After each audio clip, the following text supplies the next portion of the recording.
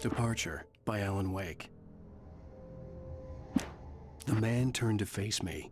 His face was covered in shadows. It was hard to make him out in the darkness of the forest that surrounded us, but the axe he lifted was plain to see. It glistened with the blood of his victim. He grinned madly. The shadows were alive, distorting his features. It was a scene from a nightmare, but I was awake. The Taken stood before me. It was impossible to focus on it, as if it stood in a blind spot caused by a brain tumor and eye disease. It was bleeding shadows like ink underwater, like a cloud of blood from a shark bite. I was terrified.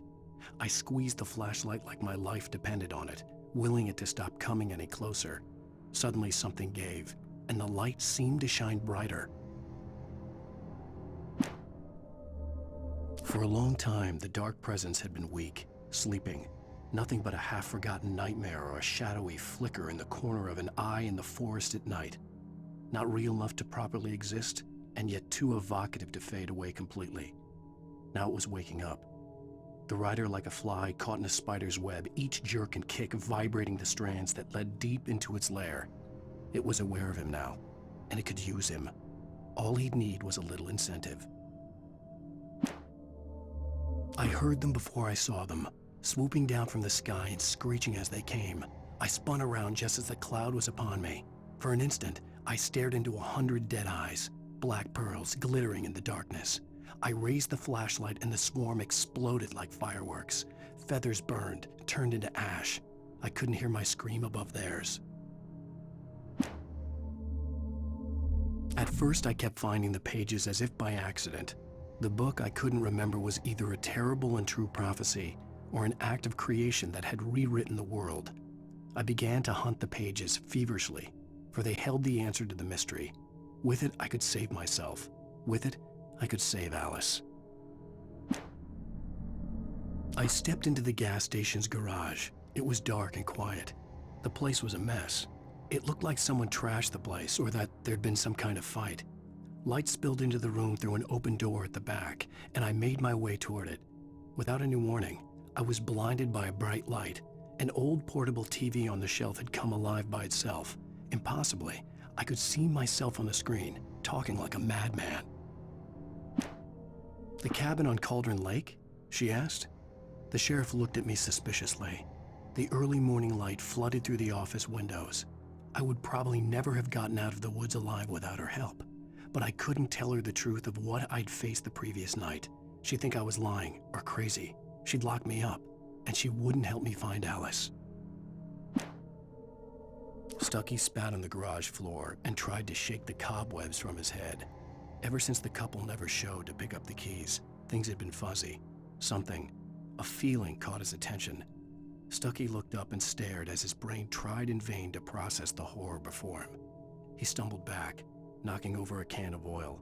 A black pool spread across the floor while he struggled for a brief moment, then let go as the unrelenting darkness engulfed him. Rose knew she had been gushing, but right now she didn't care. As far as she was concerned, her brief meeting with Alan Wake was literally the high point of her life. She watched as he got in the car with his wife. She was pretty, confident, at ease with Wake. Not like Rose. They were perfect for each other. She'd have given anything to be called their friend. Barry Wheeler was bouncing off the walls. He jumped on a plane after his calls were ignored by both Al and Alice for several days. It could mean that they were both on a second honeymoon, but Barry didn't buy it. Al had been way too unstable for that, not sleeping, messed up. Barry had years of experience dealing with Alan Wake, and he couldn't ignore it. Something was wrong. Toby knew the smell. It was the man, the nice man who always gave him treats and never got tired of playing with him. Toby wagged his tail in excited anticipation and gave a joyous bark. Then there was another smell, a wrong smell, and it was alien enough to stop Toby in his tracks. Confused, he growled deep in his throat. The wrong smell came from the nice man. Blind animal terror pierced the dog's brain an instant before the axe followed suit. Barry took another sip of the heavenly coffee. He grinned at Rose. Surely this was love. Rose gushed on breathlessly. The new one will be a masterpiece, I know it. You must tell him not to listen to the trolls in the forums saying Departure will never get finished. He should take his time and make it perfect. I can wait.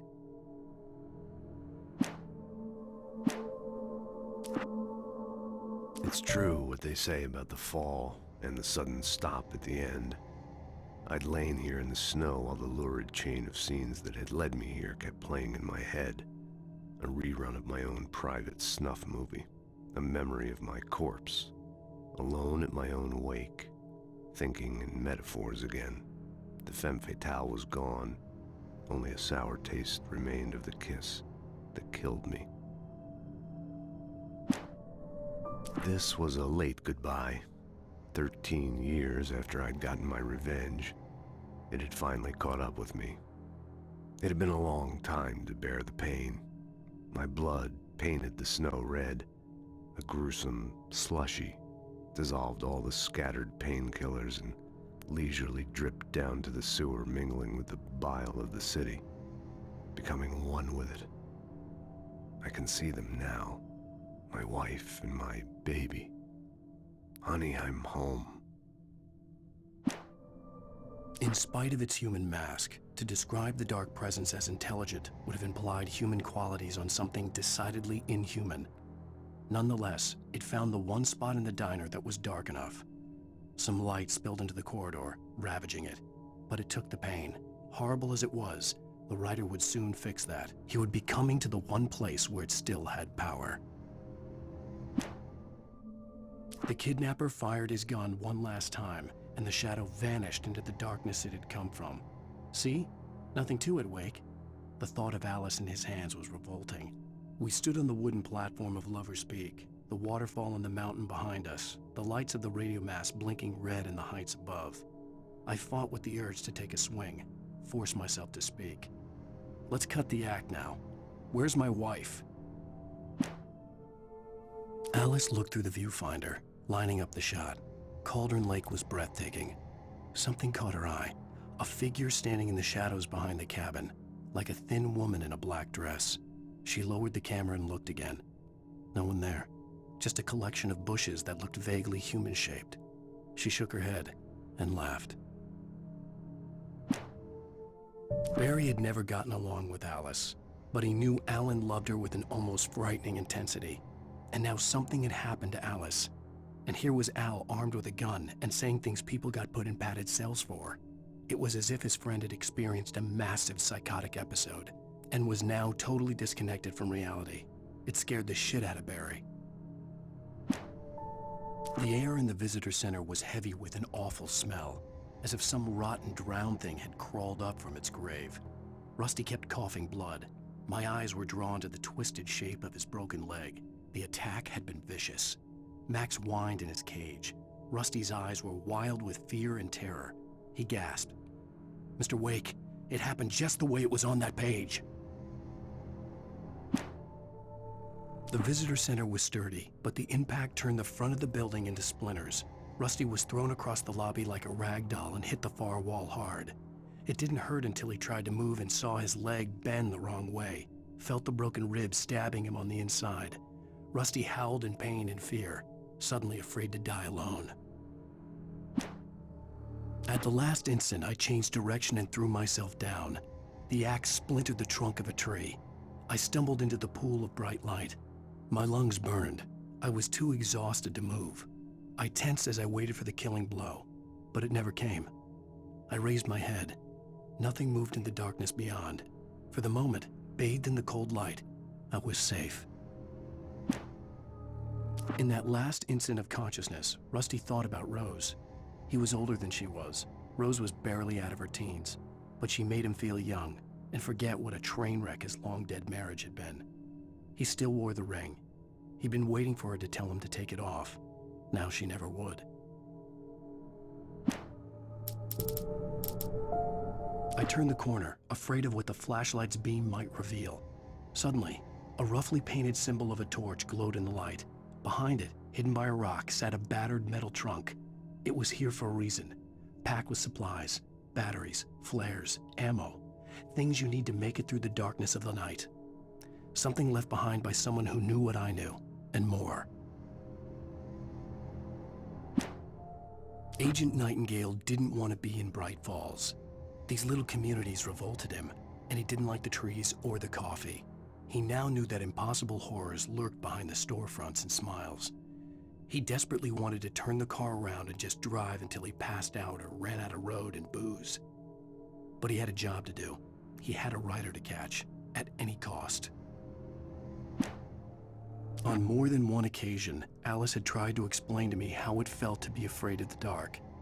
To her, darkness wasn't simply the absence of light, but something more tangible than that. It was something you could touch and feel. Worse than that, it was something with a mind of its own, something malicious and malign. For her, things changed when they were wrapped in darkness. They turned into something else, something foreign, and nothing was safe or innocent anymore. I'd never really understood what she meant, until now. The night had been one desperate situation after another. I was exhausted, and my body felt as though it had been chewed up and spat out. The flashlight was heavy in my hand, and each pull of the trigger sent a painful shock up my arm. But I was finally out of the woods, and things were looking up. That's when I heard the chainsaw. When Barry saw the darkness attack the visitor center, it made him a believer. The men Al said he'd shot, they hadn't been just locals on crank. Somehow the world had changed, like the channel had been switched without warning. You think you're watching a sitcom, and you're really watching a horror show. When the birds started attacking the cabin, Barry wasn't surprised, just terrified. The FBI agent's command froze me in place. I considered surrender. It was all falling apart anyway. I could give in, let someone else deal with it, but it felt all wrong. Call it instinct, his posture, the way he held the gun. He was no friend. Shots ringing in my ears, I leaped for the hole in the fence and stumbled into the darkness beyond. The dark presence had touched the girl to lure the rider into a trap. Now it was night, and he lay helpless, drugged, lit only by the flickering of the TV screen filled with static. Shadows coalesced in the room as the dark presence leaned close to the rider, ready to touch him again. Back to work, boy. Rose knew that Rusty was in love with her, and she liked him too. She liked him a lot. He taught her to dance, and life had certainly taught her the value of a man who was gentle. He treated her well, made her smile, made her feel good. But Rusty wasn't the prince of her dreams, and that tended to underline the unbearable truth. She was no closer to that Hollywood magic than he was. Nobody in Bright Falls seemed to know where Al was, but Rose, the waitress at the diner, had seen him. From what Barry could tell, Al pretty much fell off the face of the earth when he left the diner. Rose was just the kind of fan that Al hated, but she really tried to help. She was smart too, knew a lot about what was going on in the town, knew a lot about Al, even knew who Barry was. Barry liked her. That was no big surprise. When it came to women, Barry and Al rarely saw eye to eye. Sarah didn't care about the legal threats Wake's agent had made. She let Wake go without argument, because there was something about him she couldn't quite put her finger on, something that reminded her of her father. She didn't think Wake would hurt his wife. Then she thought about the way he waded into Hartman, that hair-trigger rage flaring up without warning. The logging site was a mess. The modular office had been pushed off the cliff. Deputy Thornton climbed up from the wreckage excited, breathing hard from the exertion. Nobody there. It's weird. Don't you think that's weird? Bored, Mulligan let out a mighty snort. Hell, it's always weird, Thornton. Just a question of sorting out what kind of weird it is this time around. Shadows stirred and the wind picked up as I ran through the forest. I felt the dark presence turning its gaze toward me. Then the moonlight was blotted out by dark shadows that raced violently across the ground, moving too swiftly to be natural. Darkness gathered between the trees and melted again to reveal the taken. No natural path had brought them here. There was no misunderstanding. Cauldron Lake was where Alice and I had stayed, but there was no cabin and no island.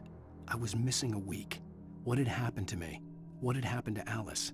I had to get her back. I couldn't face life without her.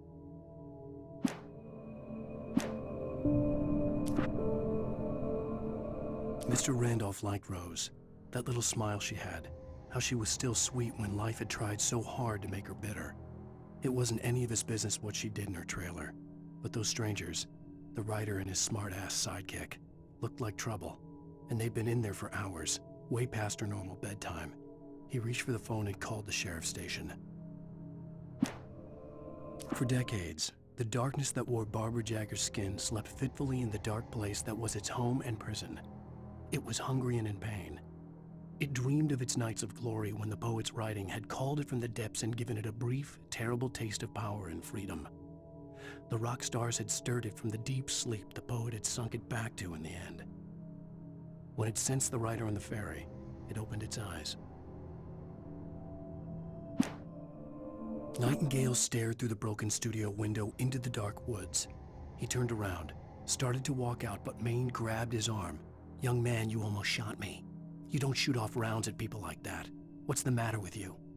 Nightingale shook his arm free, marched out. His cheeks burned with rage and humiliation. Sarah trusted her gut, and her gut said Agent Nightingale was an asshole. He felt wrong, and it wasn't just the smell of stale booze. It was in the way he flashed his badge, pulled rank, the look in his eyes when he wanted answers. Where was Alan Uwaick? What was this about an accident? Where was his wife?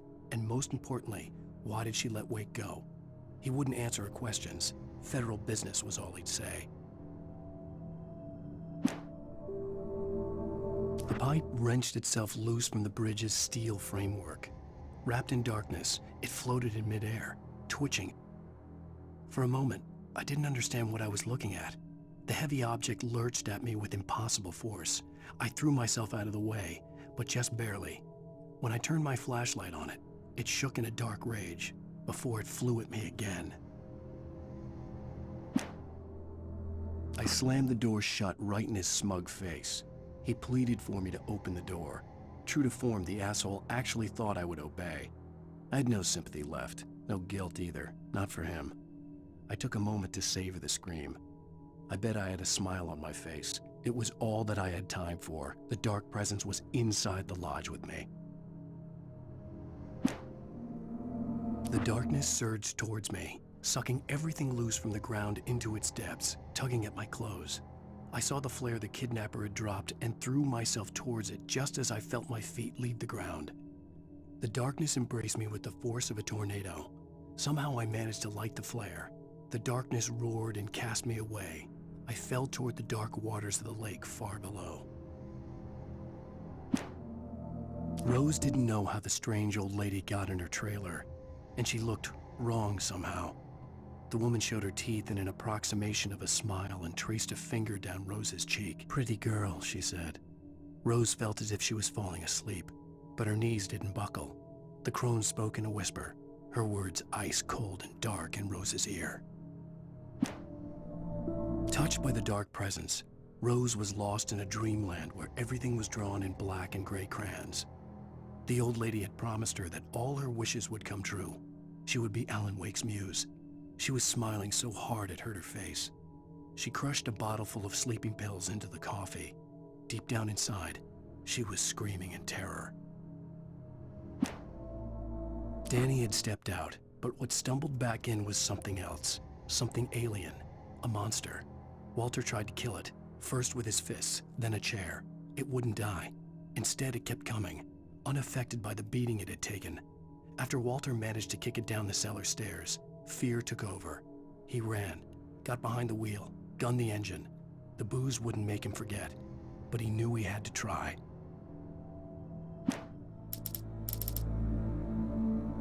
The bulldozer's engine roared to life. Mud and rocks flew as it fought for traction. It crashed through the concrete wall and landed heavily in the yard. If it were an animal, it would have shaken its head after the impact, fixed its eyes on me, and charged. Of course, it had no head, nor eyes. Shadows crawled on its form, twisting it into a monster. Then, it came for me. Even after all this time, hearing the Night Springs theme caused a surge of conflicting emotions in me. It'd been my first real writing gig. Barry had known a guy who knew a guy, and suddenly I'd been a semi-regular writer on the show. I'd always been ashamed of the job. Felt it was trash. I'd wanted to be an artist, a novelist. I'd been naive back then. It had taken a long time to learn to be proud of the work. With Nightingale gone and the night wind blowing in through the broken studio window, Maine stared at Sarah. The sheriff looked away. Maine's voice shook with barely controlled anger. That boy's doing more drinking than thinking. I hope you know what you're doing, Sarah. He's got a sickness in his eyes. You take my word for it. He wants Wake for a reason, and it's not for anything good. When Thomas Zane fell for Barbara Jagger, it happened fast. She was young, vibrant, and beautiful, full of life. He had never been a very happy man, and without any seeming effort, she had changed all that. Zane felt good for the first time in his life. Everything she did was another piece of a jigsaw puzzle he hadn't even known he'd been missing.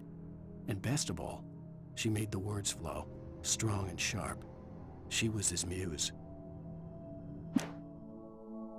Some of the taken retained echoes of their former selves, but these were just the nerve twitches of a dead thing. Nothing remained but a shell covered and filled with darkness. In most cases, these puppets were enough for the purposes of the dark presence. But for anything more elaborate, as with the writer, it was different. It needed his mind. And so rather than taking him over completely, it merely touched him. I stared through the bars of the jail cell.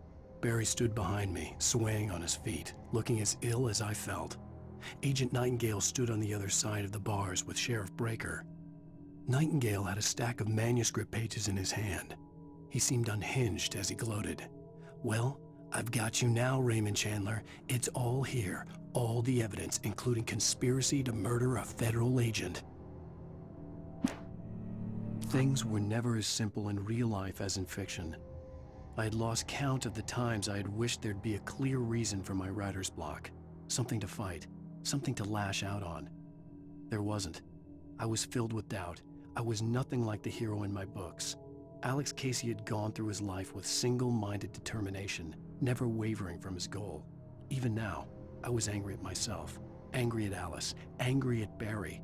I was fumbling and I had no plan. Even behind the closed doors and curtains of his grimy room at the Majestic, the local motel, Nightingale could feel the locals' eyes on him, the unrelenting pressure of their judgment. He forced it out of his mind. For all he knew, they could all be under Wake's spell already. You do what you have to do to get the job done.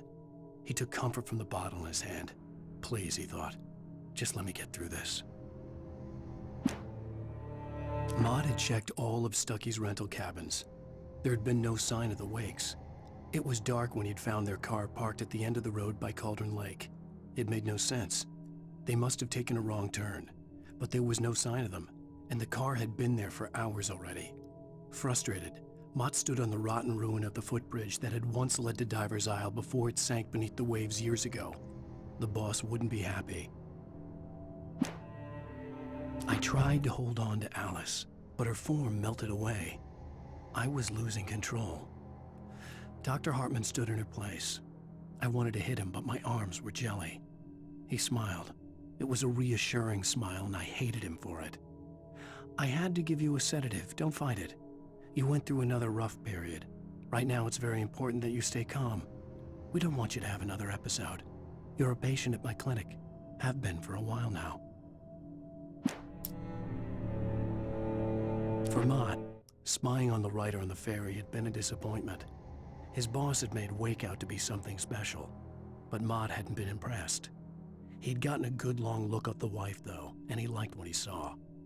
Mott had fantasized about goading Wake into a fight, but it hadn't happened. Still, he'd get his chance to see if the writer had anything in him. He'd been promised as much. The hunters were big, thick-set men, confident and at home in the woods. They were feeling good, running on beer, ghost stories, and camaraderie late into the night. It did them no good, as they were taken by the dark presence, sucked deep into a darkness far worse than any ghost story they ever told or heard. Doc sat down heavily. He examined Barry and Rose. Barry was already recovering. Rose was another story. She was conscious, but she was barely present, almost delirious, disturbed, touched in the head, they used to say. It wasn't the first time Doc had seen someone in such a state, but it had been over 30 years. Doc poured himself a stiff drink. He hadn't forgotten a thing. I lifted the page in front of my eyes and read it. In it, I lifted the page in front of my eyes and read it.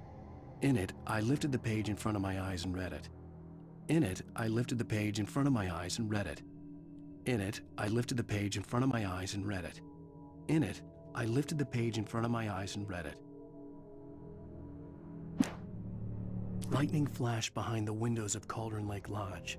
Tor Anderson laughed and held the steel hammer above his head. Nurse Sinclair was trying to calm him down without success. Tor grinned madly and shouted, "My hammer's up. Here's a friendly poke from Molnir, wench." He brought the hammer down with all his might on Sinclair's head. "We're on a comeback tour, baby."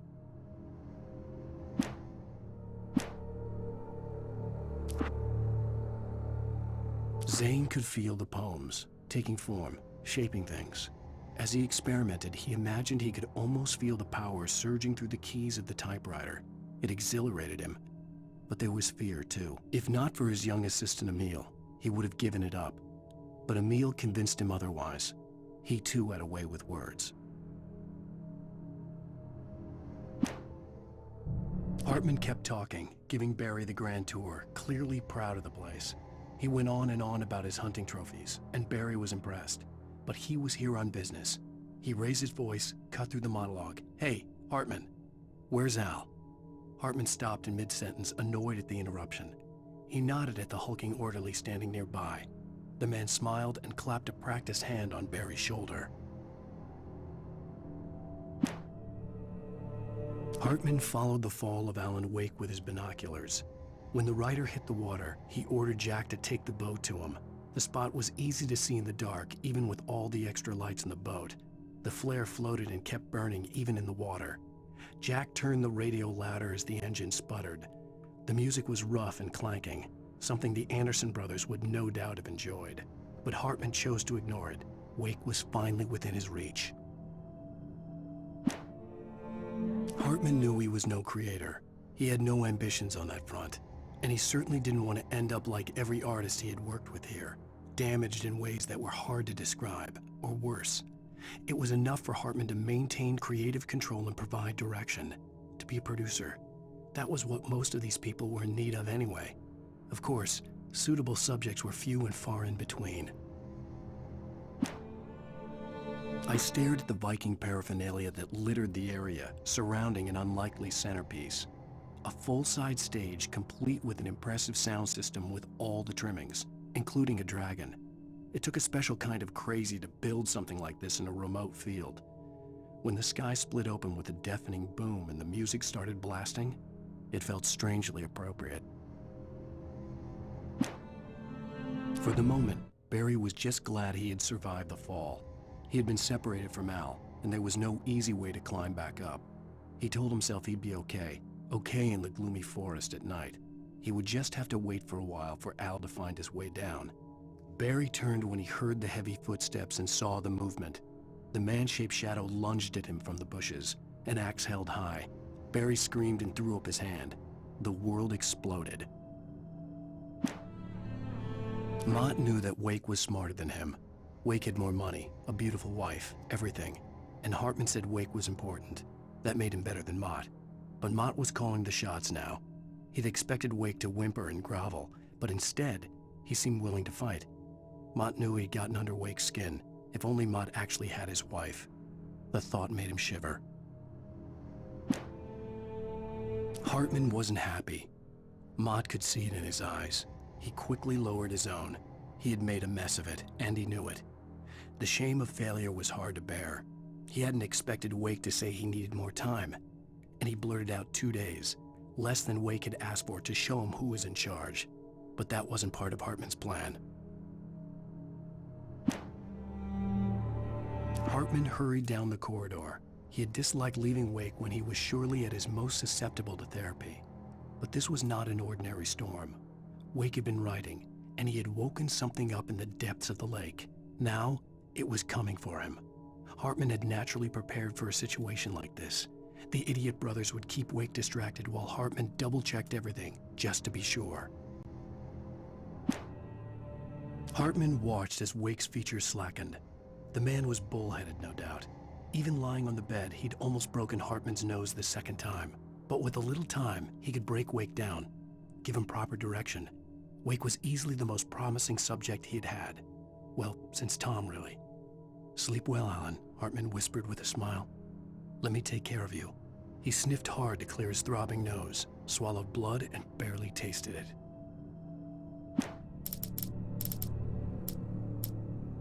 Agent Nightingale stared at the passed-out writer. The man was sleeping off one hell of a night. Nightingale felt a stab of envy at Wake's oblivion, but he had a job to do. He put the gun to Wake's head and almost became a murderer. His hand shook and his throat felt tight and dry. Biting his teeth, he tried again to pull the trigger. He lost the nerve. Wake stirred. Nightingale would have to settle for an arrest. The storm raged on as the Anderson brothers walked unsteadily away from the clinic with the other patients in tow, knowing that this time they wouldn't return. The darkness around them seethed with horrors, but Tor and Odin were unafraid. Their eyes glinted with guile. They knew every secret path, and there was blood on their hands. They had fought these shades before. The dark presence followed the choreography laid out to it in the manuscript, growing stronger and stronger, moving like a storm from one scene of destruction to the next. But it was still bound to follow the story and chained to the dark place it came from. When the story reached the end it longed for, it would finally be free. It's 1976. Madness reigns at the Anderson farm. Contrary to all logic, the headiest ingredient of their moonshine is unfiltered water from Cauldron Lake. The Andersons feel like gods. Odin can't stop laughing. He contemplates cutting his eye out. Tor runs across the field, naked, shrieking, hammer in his hand, trying to catch lightning. Their songs have power. Something ancient is stirring in the depths, coming back. Again, Alice's screams rang in the stillness of the night. I saw myself run toward the cabin, flashlight in my hand. I followed my past self. I was an out-of-body observer, a time traveler in a crazy drunken dream. This was the beginning. The night Alice had disappeared. The mystery of what had happened during the missing week was about to reveal itself. When he stopped the car at the Anderson farm, Walter felt relieved. Oblivion was close at hand. The brothers wouldn't miss a jar of moonshine or two in the booby hatch. But then he saw the man on the porch, and he knew who it was. Driving for his life and knowing it was useless, he didn't realize he was crying until he couldn't see the road for the tears. Hartman had never felt as anxious as during the week after Maud had managed to lose the Wakes. Their car stood by the path that had once led to Diver's Isle. Hartman thought about Thomas Zane's cabin in the depths. It was only a matter of time before Wake started writing. They had to be found, and fast. The moment he heard on the police radio that Sheriff Breaker had picked up Wake, he was already in his car driving toward town. For a moment, Hartman considered strangling the idiot. Mott was mean-spirited, but easily manipulated, an emotional infant who lived for his approval. Wake, by contrast, was a far more difficult subject. Mott had given him too much leash. In 2 days, who knew what could happen? Hartman would have to find a way to rein him in, and quickly. Deputy Mulligan tuned Thornton's chatter out.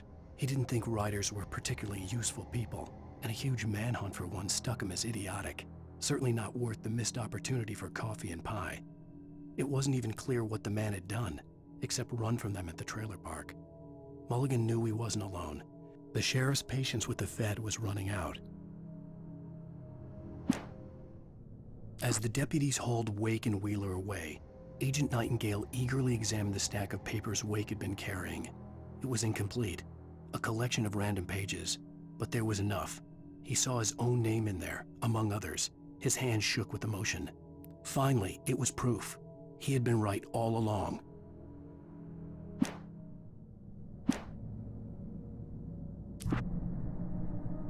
Nightingale tried to make sense of the manuscript. It was disjointed and strange. He didn't understand half of it, but it all rang true.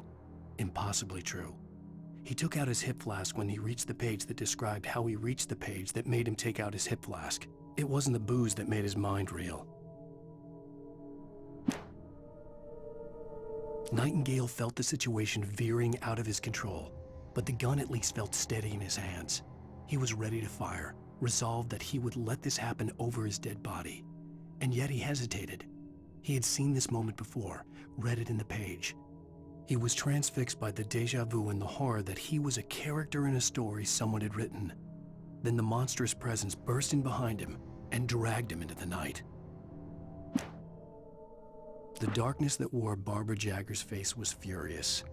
The story in the manuscript had been making it stronger all the time, but now the light had set the writer free and hurt it, weakened it. It was only a matter of days before the dark presence would be strong again, but meanwhile, it would be difficult to recapture the writer. Cynthia Weaver worked hard, following her obsessive rituals, sometimes fighting them, always giving in to them in the end. She haunted the halls of Bright Falls abandoned power plant.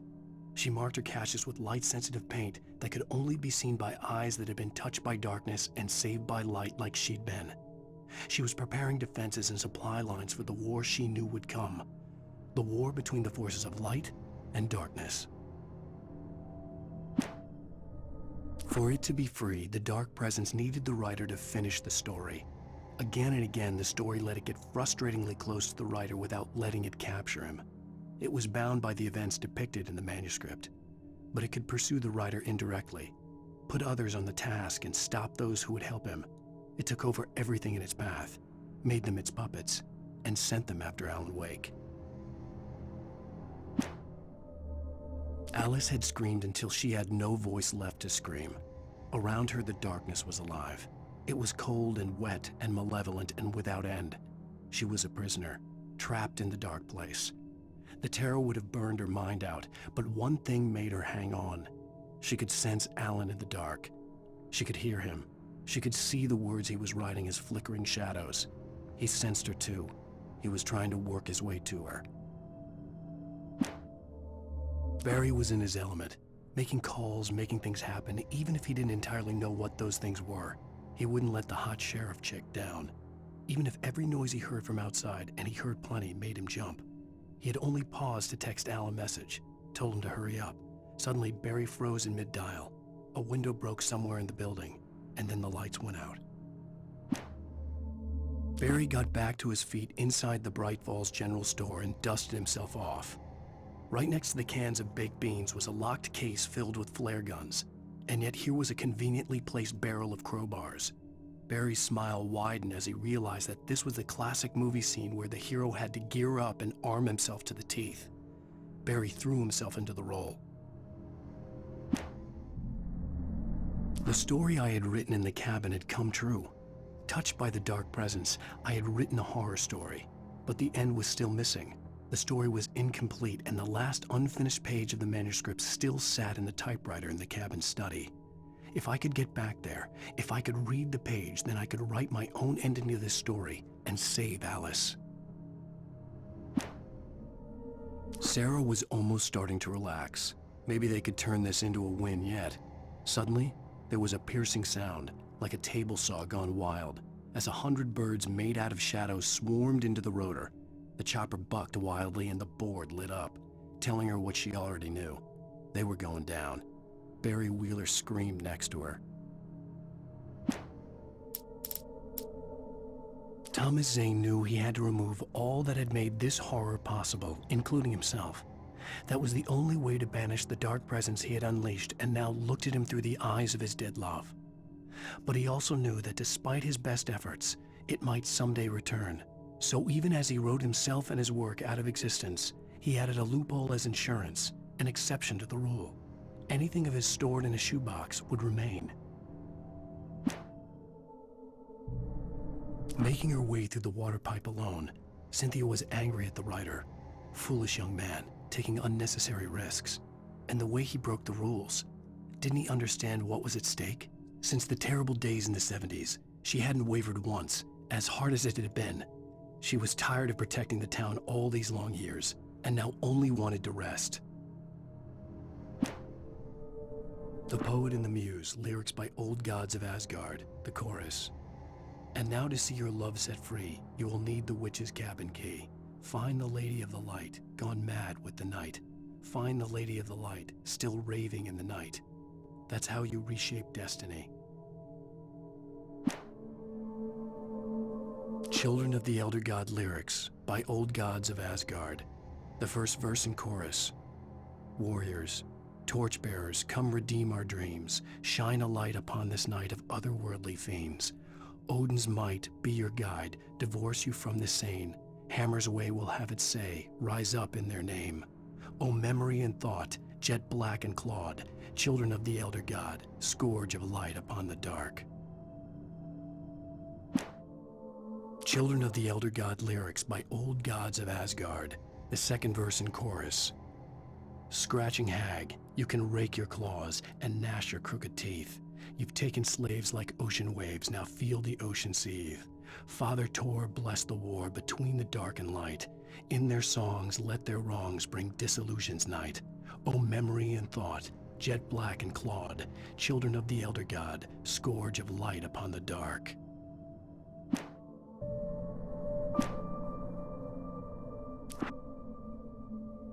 The Dark Presence was no longer trying to capture the writer so he could create the ending it wanted.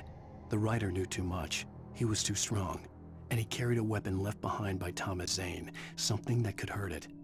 Now, the darkness was doing everything in its power to simply stop the writer from ever reaching Cauldron Lake and the dark place it came from. The bottom of Cauldron Lake was a graveyard of things the lake had claimed in one way or another over the decades. The Dark Presence brought them up in its wake, scattering the rotten waterlogged hull of an old boat here, the remains of a long-ago crashed airplane there, trees shattered under the impacts. The earth groaned. It didn't even notice. Zane cut its heart out, but it didn't die. The thing that wore Barbara's face kept crooning sweet nothings sugar-laced with poison. He put on the suit, untied the monster from the chair. The thing in his arms thrashed weakly, but he held fast.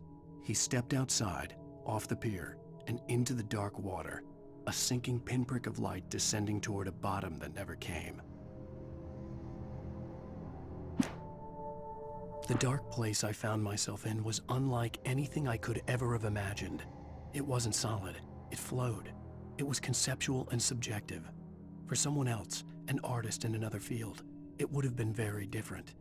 I could sense the story of the manuscript all around me, the words and ideas floating in the air, poised to become real. After Zane had gone, I stood alone in the shifting dream that was the dark place. I had to find a way to the cabin.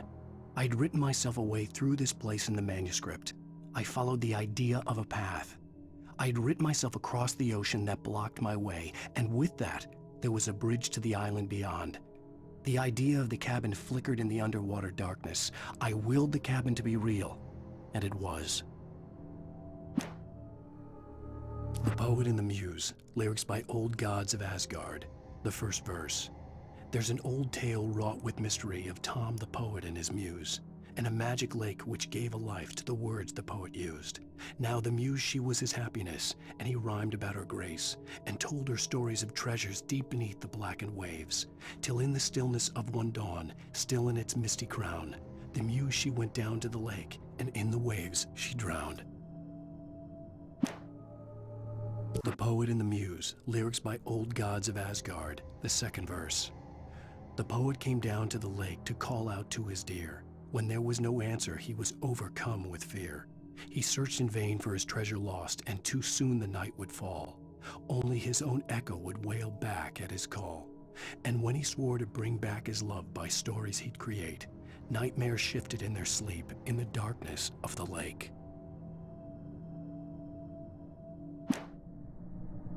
The Poet and the Muse, lyrics by Old Gods of Asgard, the third verse. In the dead of night she came to him with darkness in her eyes, wearing a mourning gown, sweet words as her disguise. He took her in without a word, for he saw his grave mistake, and vowed them both to silence deep beneath the lake. Now, if it's real or just a dream, one mystery remains, for it is said on moonless nights they may still haunt this place. In the end, Barry wasn't going to shoot Sarah. They both knew that. Once she had no chance of catching up to Wake, Barry gave up the gun and sat down on the floor, shielding his face from the merciless glare of the well-lit room. "I don't think I'm ever going to see him again," he said in a weak voice. Sarah didn't have it in her to be mad at him. Besides, he was probably right. I'd first heard the poem in a dream, recited by a strange UFO-like light. I'd read it again in the cabin in a book by Thomas Zane. For he did not know that beyond the lake he called home lies a deeper, darker ocean green, where waves are both wilder and more serene. To its ports I've been, to its ports I've been.